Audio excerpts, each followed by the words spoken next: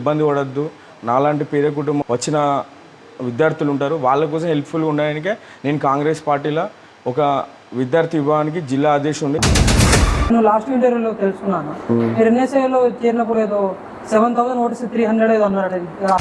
వాణి దొక్కాలి, వీని దొక్కాలి, వీని ఎదిగని చేద్దా అంటే ఎవడు తొక్కినా ఎవడు వాడొచ్చి తొక్కితే నేనేం పడను, నేనేం కిందికి పోను తొక్కనికి. వాడో వీడో తొక్కనికి అయితే మన లైఫ్ దేవుడిచ్చే లైఫ్ ఇది.